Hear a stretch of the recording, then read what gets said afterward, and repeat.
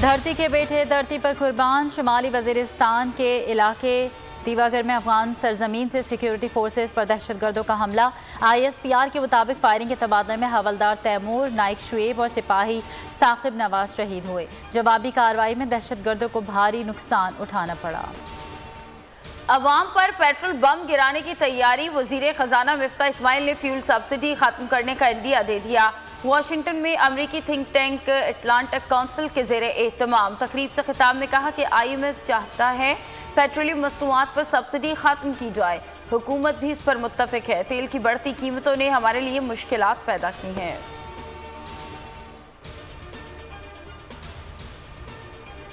ملک میں بجلی کا شارٹ فال 2000 میگا واٹ تک پہنچ گیا۔ بجلی کی طلب 19,000 میگا واٹ اور پیداوار 17,000 میگا واٹ ہے۔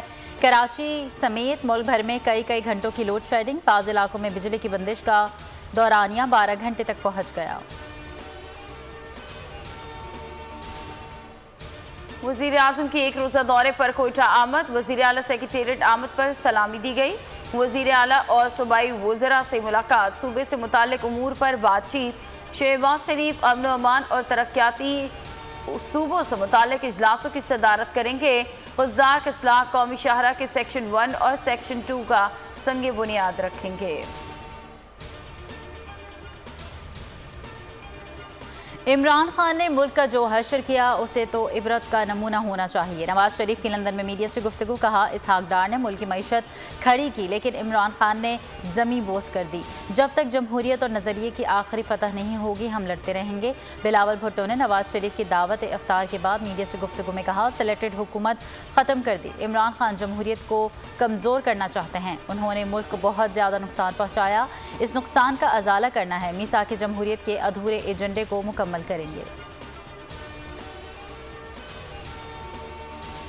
غیر ملکی سازش سے متعلق کوئی ثبوت نہیں ملا، وزیر اعظم کی زیر صدارت قومی سلامتی کمیٹی کا اجلاس کا اعلامیہ۔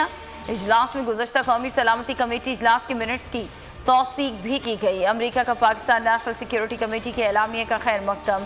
امریکی محکمہ خارجہ کی نائب ترجمان کا کہنا ہے کہ امریکہ مسلسل کہہ رہا ہے عمران خان کے الزامات میں کوئی صداقت نہیں، پاکستان کے ساتھ تعلقات کو اہمیت دیتے ہیں، مضبوط، خوشحال اور جمہوری پاکستان امریکی مفادات کے لیے اہم ہے۔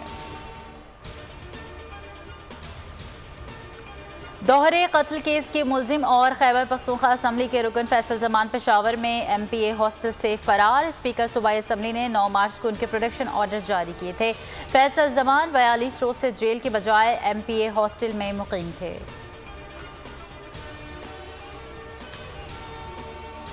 ملک میں 15 ماہ بعد پولیو کا پہلا کیس رپورٹ۔ کیس شمالی وزیرستان میں سامنے آیا، وزیر اعظم شہباز شریف کا صورتحال پر تشویش کا اظہار، لاہے عمل مرتب کرنے کی ہدایت، متعلقہ حکام سے رپورٹ طلب کر لی، پیر کو انسدادی پولیو ٹاسک فورس کا اجلاس بھی طلب۔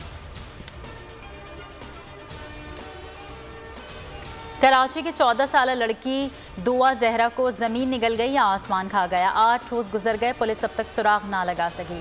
FIA بھی پولیس کی مدد کو آ گئی۔ دعا زہرا کی گمشدگی کا مقدمہ الفلاح تھانے میں درج ہے۔ اور شیر خدا اور خلیفہ چہارم حضرت علی کا یوم شہادت مذہبی عقیدت و احترام کے ساتھ منایا جا رہا ہے۔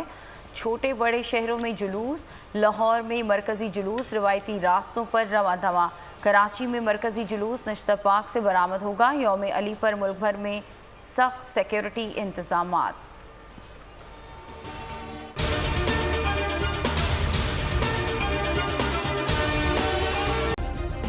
سبسکرائب کریں اور بیل دبائیں تاکہ کوئی خبر رہ نہ جائے۔